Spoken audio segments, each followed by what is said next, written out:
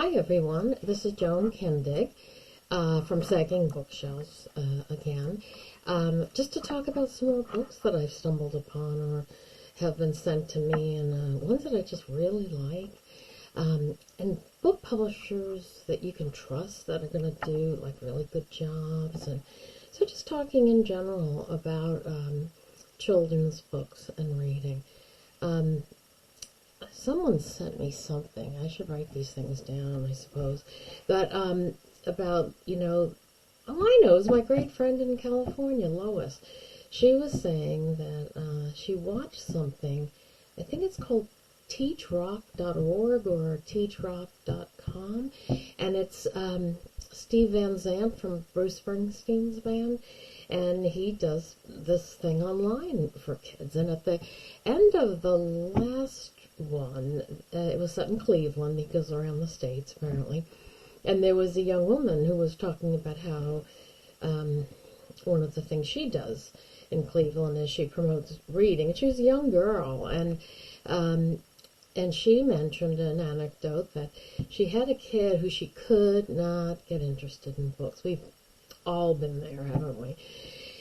And so she knew that he had been playing this crazy game called Fortnite online. It's all over the world. The kids connect. It's a little scary, actually, to me. But nevertheless, she thought, I'm going to find a book on Fortnite, because he said, I don't know, you got any books on Fortnite? So she did. Apparently went online, found one, got it for him, and gave it to him. When he came back the next time, he said, do you have any about dinosaurs? And I just loved that. It was like, you found a book that I actually would like, that I actually liked. So I am completely going to trust you. And the thing I would love to read about is dinosaurs. Well, dinosaurs, there are so many dinosaur books, it's great. So she could be living off that one for a long time. But it is about getting your kids to read what they like. My granddaughter went to the beach this week, and I said to her, what are you taking to read, before she left? And she held up the book the series that she's been going through, called Wings of Fire. And I said, I thought you finished the series. She said, I did. I'm going to read it again. And you know what? That's what good readers sometimes do. We go back and revisit the books we read. And I think that's just lovely. And then the next in line, I was like, I owe Scholastic big time, because my grandkids are interested now in Geronimo Stilton. And so I think that's hilarious. And so now they'll have a series to read. So I think Adelaide's going to read to Liddy the Geronimo Stilton while they're at the beach too. So readers, thank God I got readers. I don't know what I would have done without them. Well, I would like to start this week's effort by stopping for a moment and thanking Representative John Lewis. I'll get a little teary, because he was one of my heroes. At one point early in his administration, Trump tweeted that John Lewis was all talk, no action. Hello? He was right in the front row of that march across the Edmund Pettus Bridge. He got his brains walloped. He was in the hospital. I mean, he is all talk, no action. Are you kidding? That's just not even an insult, because it's not even remotely reality. I like to consider myself as someone who stands up for what she believes in, but I don't think I'd have had the guts to do what he did. He really was a remarkable man. I was very lucky to have met him, shook his hand, and thank him for everything he did, because he really an amazing, amazing man. I did want to show you, if you don't know them already, his books. He won the excuse me. He's just such a wonderful man. I should have had this all up there and ready to go, shouldn't I? He won the National Book Award for one of these. it's my understanding that Mr. Lewis had a staffer in his office. His name was Andrew Aden, and Andrew had an idea. Being much younger than John, he knew the impact of graphic novels. And so what he did is he went to John and said, I think this would be an incredible opportunity to do graphic novel chronicling the civil rights movement. And Mr. Lewis was pleased, and so the two of them got together and they wrote them. And then they got an artist, which is what you do in the graphic novel world, Nate Powell. And it started with March, Book 1. And this is the very beginnings of John Lewis's working in the movement. It's just an amazing story, and you learn so much about what happened in the movement that I never learned in school. And I'll tell you, this book I mentioned, I'm sure before, this one should be on everyone's reading list. It's by Jason Reynolds and Ibram Kendi, and it's called Stamped: Racism, Anti-Racism, and You. And when I read this, I just thought of all the things I learned in the March book, times 1,000. I mean, there's so much stuff in there that I never heard. I mean, and where I grew up in New York, the Civil War may have been mentioned, but it was really, spoken about like it was some little kerfuffle that happened down south, and obviously a lot more than that. So, very, very interesting. They then followed that up with March, Book 2, and I think you can tell by the cover, this is the Freedom Rides. The Freedom Riders who went down south and had the buses they were on blown up, and they were attacked and put in the hospital. I mean, it was Jim Crow, and they were crossing state lines as a group, and that wasn't allowed. And then finally, Book 3, which carries on till, I forgot exactly where they ended, but it's just the best primer that I can think of for the civil rights movement. While I was still teaching at JMU, and UVA before that, there was, I would always read a lot of books about the civil rights movement because I wanted to make sure they knew something about it, and they didn't know much. I was really astonished. There was a great book by Andrea Pinkney, I think it was her, or was it Carol Boston Weatherford now? It's called Sit-In, and the Greensboro Sit-Ins. Might have been Carol. Anyway, great book. Prompted me to go down to Greensboro and visit that museum. But it was just a remarkable display of courage on these kids' part. And they didn't know they'd never heard of that. No.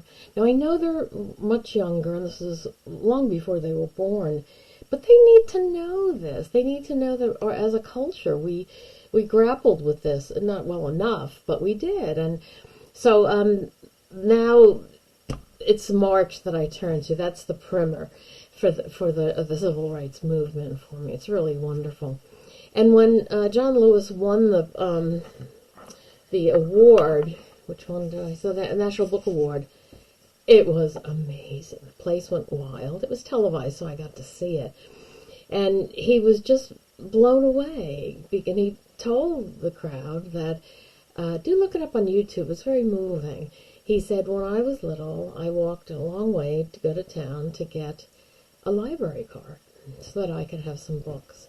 And when he and his cousins got there, the librarian said, I'm sorry, we don't give books to Negroes. We just give them to whites.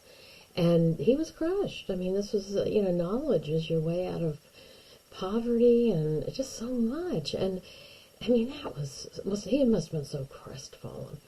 And then he said, but I come here tonight and I get this National Book Award by someone who was turned away as a little kid at the library. He said, it's just too much. It's like almost mind-boggling. You can't imagine. He was a great man, did a lot for this country. We could have used him another 80 years. But I am so glad I got to meet him. You know, very kind. I'm a nobody. And there he acted like I was the most interesting person. And I'm not. Yeah, so I really am so pleased that we had him in our life. And I'm sure Barack Obama will make mention of him. Donald Trump certainly hasn't. I wanted to show you this. When I was at the Book Expo America one year, they were handing out blads, and this is a blad. And a blad is a very short little tidbit of what's coming.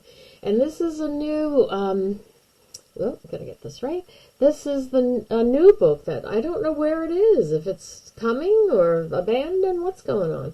It's called Run, Book 1, and we've got the same cast of characters, although this Richardson person I don't know. But anyway, so John signed it, and so did Andrew Aiden, and but I haven't seen anything of it yet.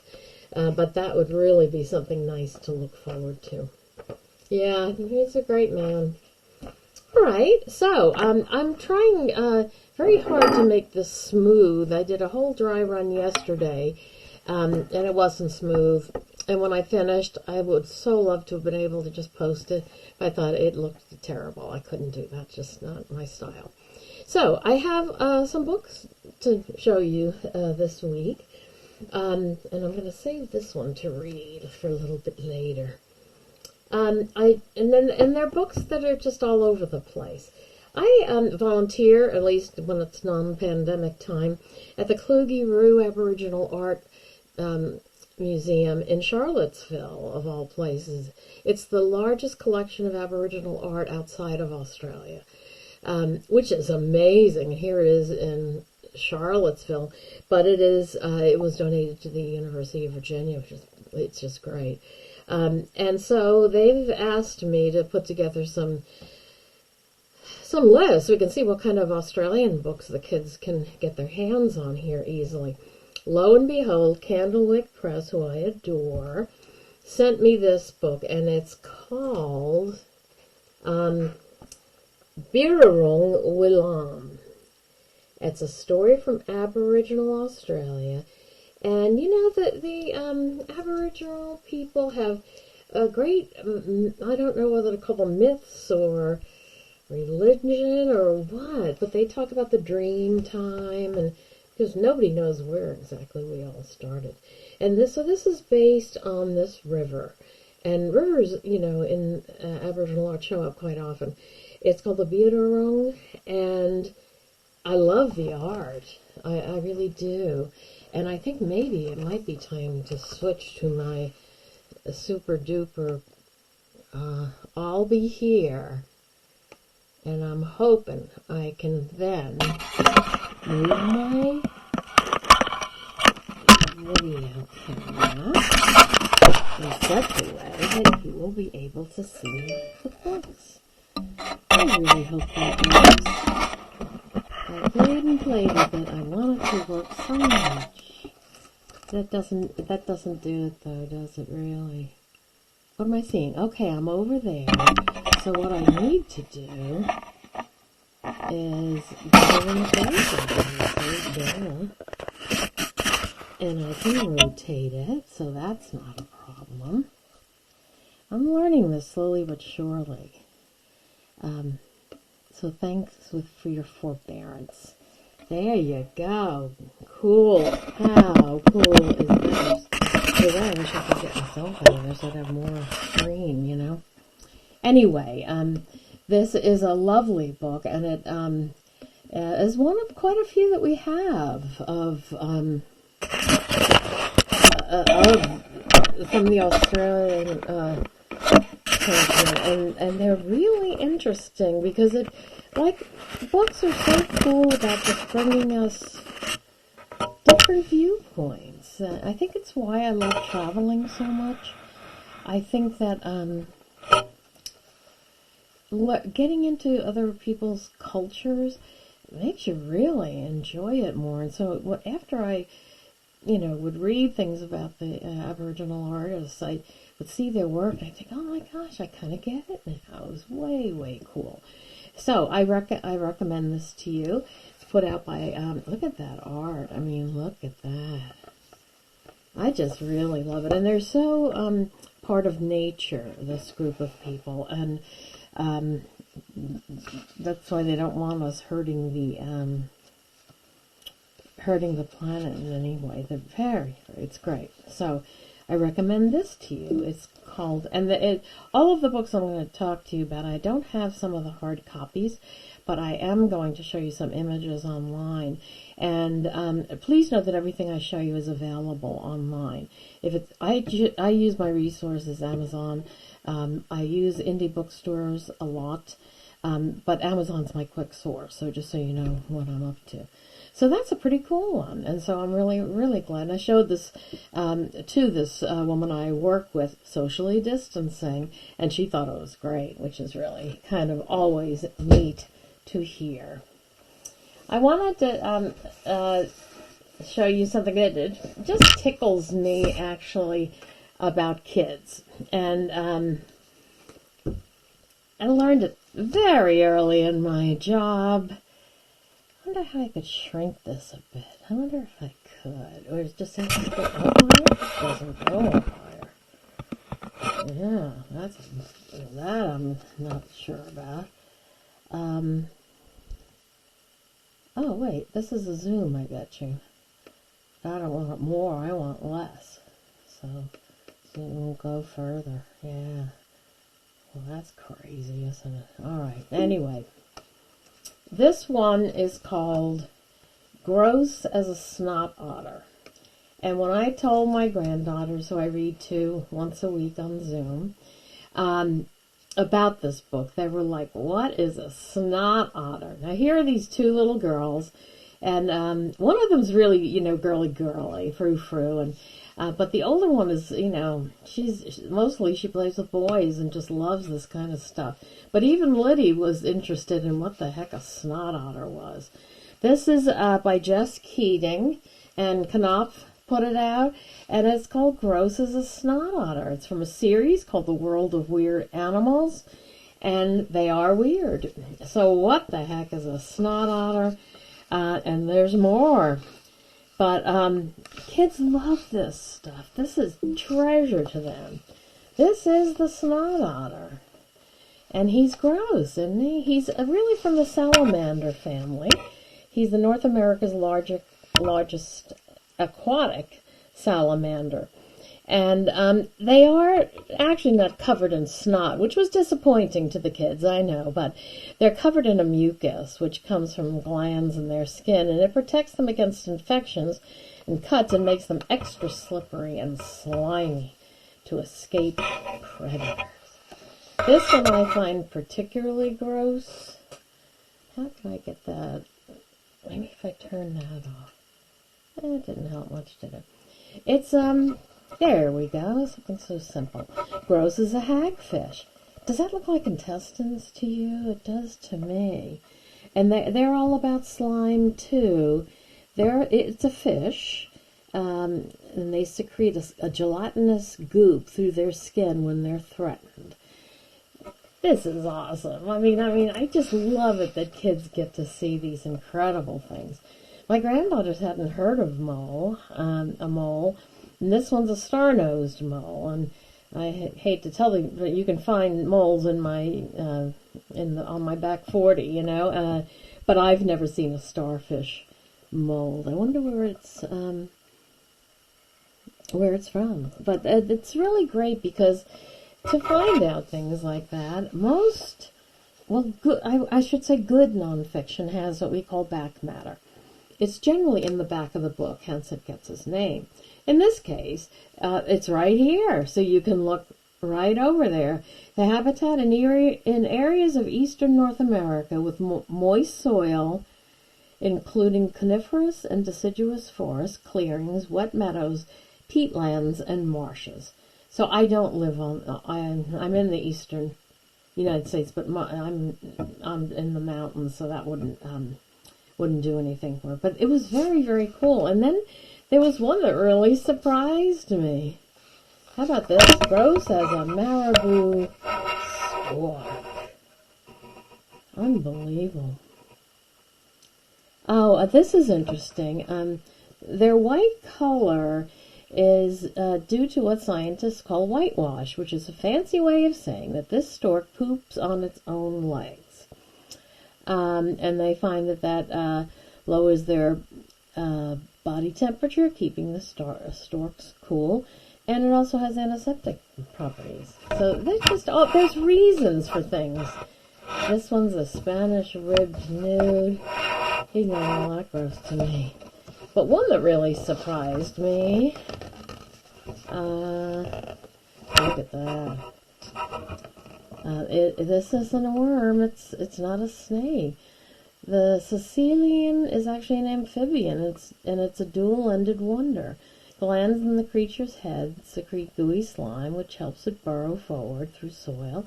At the other end, poison glands in its butt leave a trail of nasty chemicals that ward off predators. Is that something? Yeah, I just tell you. Still haven't found the one that I wanted to show you. And I'll find it. But this one was great because this is gross as a dung beetle. And Adelaide knew what dung was, and maybe because of all the reading she does, but they thought that was, just great. And she thought it was, well, it is gross, but anyway, so they loved it ultimately. There was one that I found very strange, and that was gross as a giraffe, because I don't find them gross, but it turns out that they're really messy eaters, that in fact, they drool. So this one kind of won an award for the most disgusting mating habit. Giraffes would win it. The male giraffes are ready to mate. They taste a female's pee to test her hormone levels and see if the time is right. Icky, you bet, but it's also nature's way of ensuring their survival. And they also are incredibly messy eaters, and as a consequence, they drool a lot. So that was kind of a great one. So I love stuff like that. And then I wanted to kind of give a shout out here. This is a book, well, I like this a lot. The shout out goes to National Geographic. I said earlier in the introduction that there are certain publishers you can depend on, and this is one of them. National Geographic, they've got a long history of really great nonfiction, don't they? All those magazines in your garage, right? But they do have National Geographic Kids now, and they really seem to have a sense of what kids like. But, there's also a lot of interesting things here, not just what kids like. This is called Ick, Delightfully Disgusting Animal Dinners, Dwellings, and Defenses. And, that's pretty awesome.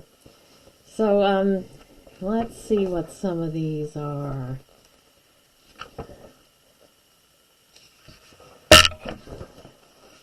The photography is really wonderful. This is a creature called the beaded lacewing. Never heard of it. But it tells you all about them, much like the other one we saw. Here's the vampire bat. The vampire bat is the one that actually does look for blood. Most bats do not. Look at this one, a red-billed woodpecker, but it shows how they get their food. So this one it says extra ick, and that's because down here it shows you. Can I get you to see it? This thing. What do they eat when blood is in short supply? This is the red-billed woodpecker now. They climb into a mammal's ear and nibble its earwax. Can you believe it? They also dine on spit, snot, and dandruff. This is reading, guys. This is expository reading. I mean, this is kids. Some kids are always going to be drawn more to nonfiction than fiction, and vice versa. And it is perfectly all right for them to read. In fact, it's laudable that they would choose something like this, because this is the kind of thing that will grab them. Anytime I get a kid reading who's a non-reader for all intents and purposes, that is one more kid that I can move into to other things. If they're not connecting with books, I'm kind of lost. So that's another one. And again, thank you, National Geographic. They do some, as I said, some really great things. All right. I wanted to show you a new book. I think it's just now out. Did you read, because I think everyone did, Julie Murphy? She did Dumpling. I love Dumpling. I thought it was a great book. And then, of course, it was made into a film, which was pretty good. And Julie Murphy is hilarious. She's a very good writer. And Dumpling was my favorite. I read a couple of the others she's written, but I can't bring up the names right now. But this one is called Faith Taking Flight. And you can see this is an overweight young woman. And in this story, I haven't started it yet, so I wanted to give you the heads up. It's out, though. It says 16-year-old Faith Herbert is a pretty regular teen. When she's not hanging out with her two best friends, she's volunteering at the local animal shelter and so on. But there's the small matter of discovering that she can fly. So she it becomes a weight-challenged superhero girl. Isn't that great? Julie's message all along is that you can be anyone you want to be. And it has nothing to do with how you look. And I just love that message. I wish everyone would buy into that. But this one is going to be a superhero one. So get it. It's due as a 7/20, so this sometime this month may be out already. I did want to show you this one that I just read, which was really awesome. I liked it quite a bit. It's written by Amy Hest, and and I do like her work. And this is called The Summer We Found the Baby. Now, that title's going to drag you in, isn't it? And, well, it should. And this is taken place during World War II on Long Island, out on the way out there. And it's called Bell Beach. And the boy, who's one of our protagonists, lives there year-round. His brother has just gone overseas to fight. And then these two little girls that you can see are Martha and Julie, and their sisters, and the little one pesters the older one, as is required. And at the end of the island, there's a rehab, in the story anyway, for army folks who came back hurt, and to rehab them. And so that's very interesting to the kids. They like to sneak down there and peer through the fence and see these guys, Anyway, so Julie is walking towards the beach one day. And she goes past the library. It's a small little island community mostly for tourists in the summer. And at the library, Julie finds a basket with a baby in it. Young baby. And she picks it up and takes it. She doesn't bring it to anyone. She just takes it. And her little sister Martha is not in agreement. Bruno ends up catching up with them, and this story is told from three different perspectives: Julie, Martha, and Bruno, done really nicely. And each piece you get from each character fills us in on what the heck is happening here. It was wonderful. It was just wonderful. It really did have the sense of the yearning that these families had for their loved ones who are overseas. And then how we're doing everything we can here at home to help them. It was just a lovely, lovely book. The baby is safe at the end of the book is all I'll say. We don't know about Bruno's brother. What's happened to him? Which brings up the point of what kind of a reader you are. I like it when they leave the end for you to figure out. There could be 1,000 different endings, you know.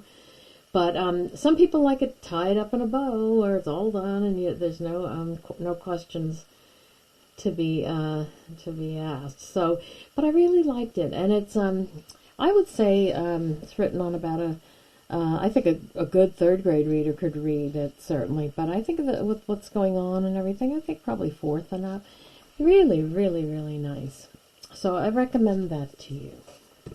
Oh, and then here's this other thing that I am going to try to do, and I truly don't know. I set it all up to, I have some books that I got online. Let me see if I can do this. I tried to work it out, so if I could, it'd be awesome. And it doesn't work. All that work for nothing. Let me tell you that there are, I wish I could get this thing, just go back to just me. Anyway, we'll worry about that later. Galleys are, books that have come out before it's, they're out there, but they're not for sale yet. So I wanted to show you some that I got, and it looks like I'm only going to be able to show you online. I'm going to get in touch with these publishers because I really do like these books. And when I like a book, I like to tell people about it. So don't get carsick here as I'm moving this all over the place. Where am I going? Come on, look at this. I'm such a surprise. Okay, that's sort of getting there. Yeah, no, yay! Close enough, guys. All right. This is called The Lady with the Books. And this is I made notes for myself so that I could speak knowledgeably. And of course, with me, you always have to make sure you can find them. The Lady with the Books is put out, who did put that out? Did I not write that one down? The Lady with the Books is a really wonderful story. And it's a true story set during World War II in Germany, where books, Hitler was not big on having the books around. He wanted them all burned. But this woman somehow got it together to get all these international children's books and take them to different towns to show the kids. And it's really great. And it's these two kids that we follow, the protagonists, a little boy and a little girl, and how much that means to them, that they get to see all that. And it did have great success and continued after the war was over, but making other books available to them as well. Anyway, so I loved that book. And then there's one called Claude, and I think it's out now, and it's so good. This is Claude. I don't think you can see very well. But Claude is put out, it's based on a true story, and let me try this without that. It doesn't really help when I do that, does it? This is based on a true story. These eggs hatch in a zoo, and in Florida, I think, and an albino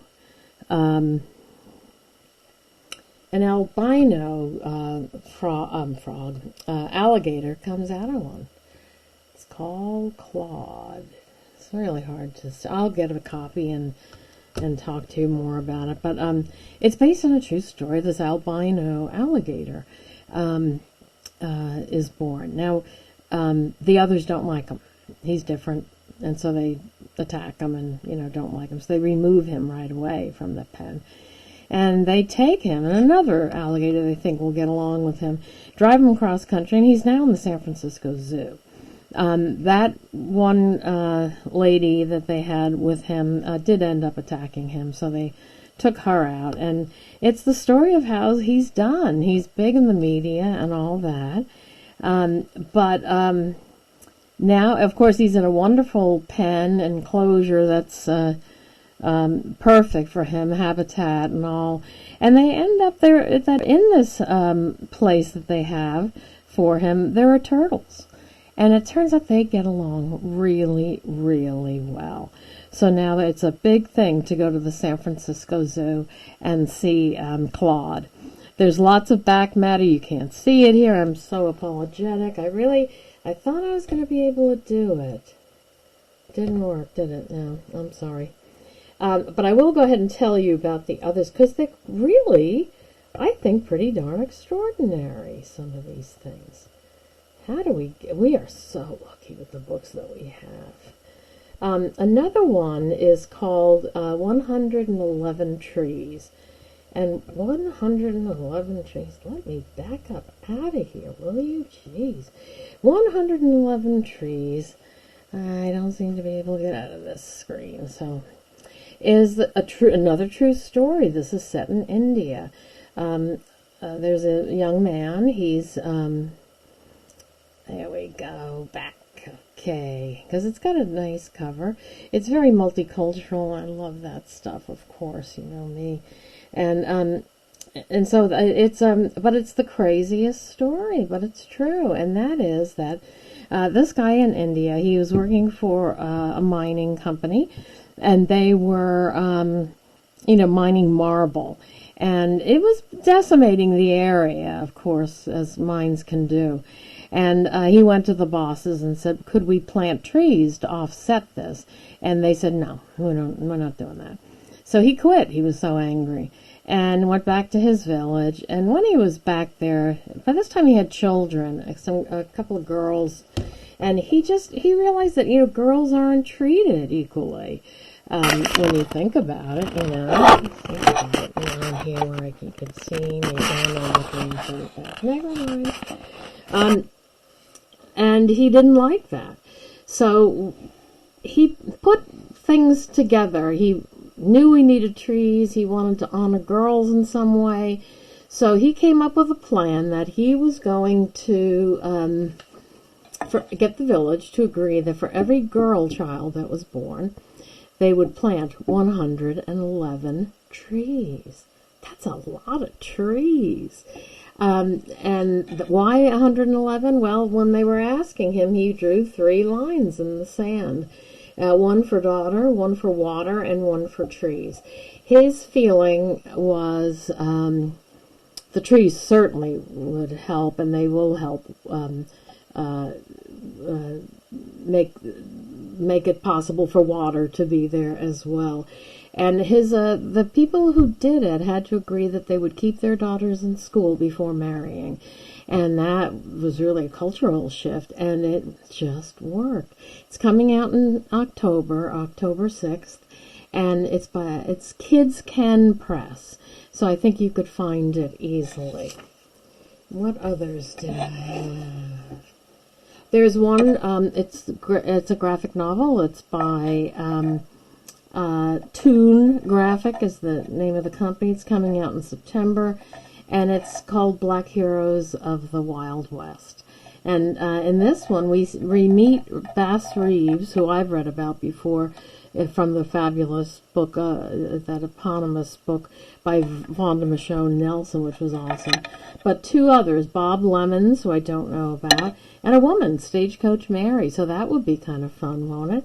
So, there are just some really great books coming out, and it doesn't seem ever to end, which is perfectly okay by me. Okay, I am going to go ahead and read this and hope that I am not going to keep you so late that you're ready to give up on me. But we are living in a very, very crazy time aren't we? And how can I zoom in on this? Maybe I can just zoom out by doing this. I don't know. Let's see. That's better, actually. This is an extraordinary book called Each Kindness, and it's by Jacqueline Woodson, one of our great, she's won every prize there is to win. Really, just a really wonderful woman. And illustrated by one of our great African-American illustrators, E.B. Lewis. He's a wonderful watercolorist. So this is the story called Each Kindness. And it's set in a school.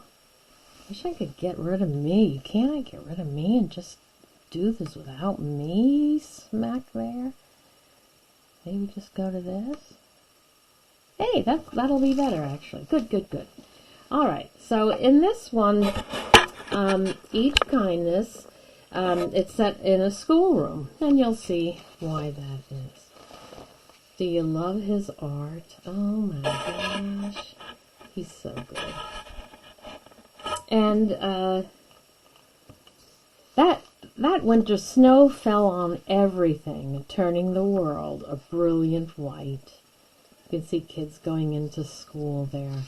I'm sorry I don't have it bigger for you.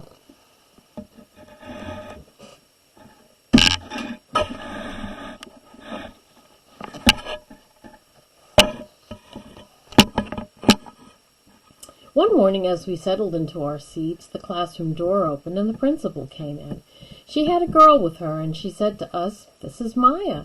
Maya looked down on the floor. I think I heard her whisper, "Hello." We all stared at her. Her coat was open, and the clothes beneath it looked old and ragged. Her shoes were spring shoes, not meant for the snow. A strap on one of them had broken.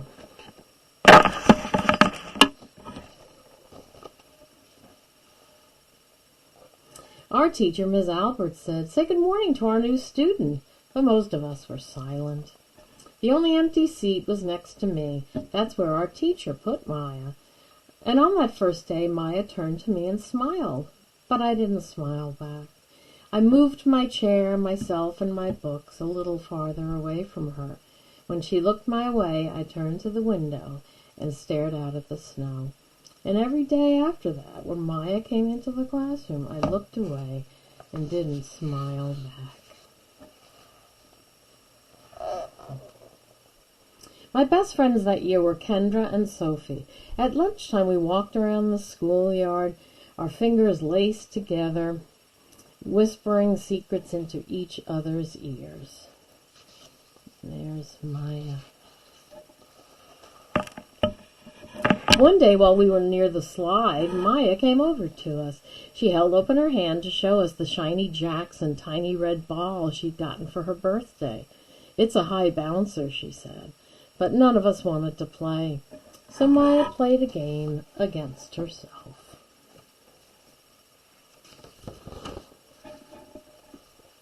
That afternoon, when we got back into the classroom, Maya whispered to me, "Bet you can't guess who the new Jacks champion of the world is." Behind me, Andrew whispered, "Chloe's got a new friend. Chloe's got a new friend." "She's not my friend," I whispered back. The weeks passed. Every day we whispered about Maya, laughing at her clothes, her shoes, the strange food she brought for lunch. Some days Maya held out her hand to show us what she'd brought to school. A deck of cards, pick-up sticks, a small tattered doll. Whenever she asked us to play, we said no.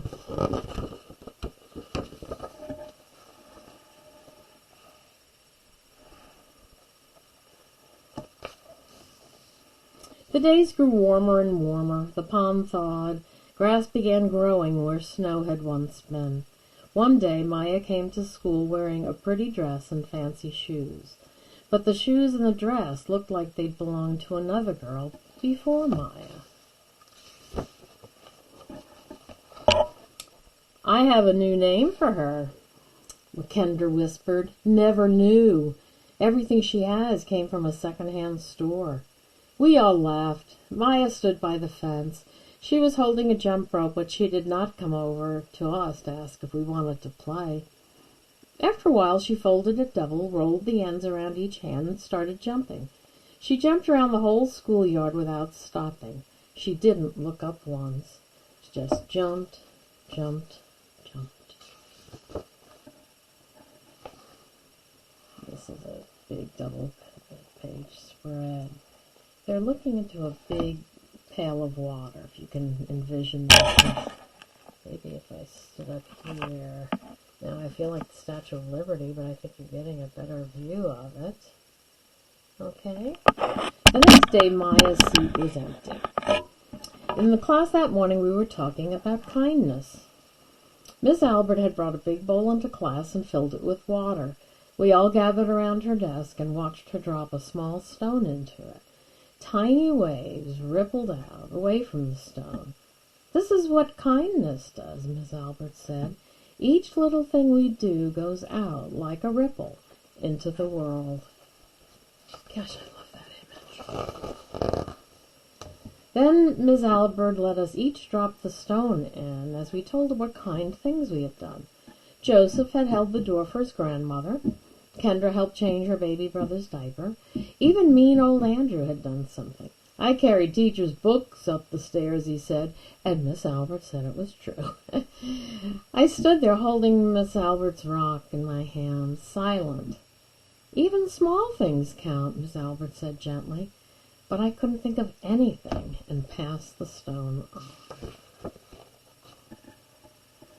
Maya didn't come to school the next day or the day after that. Each morning I walked to school slowly, hoping this would be the day Maya returned, and she'd look at me and smile. I promised myself this would be the day I smiled back. "Each kindness," Miss Albert had said, "makes the whole world a little bit better." But Maya's seat remained empty. And one day Miss Albert announced to the class that Maya wouldn't be coming back. Her family had to move away, Miss Albert said. Then she told us to take out our notebooks. It was time for spelling.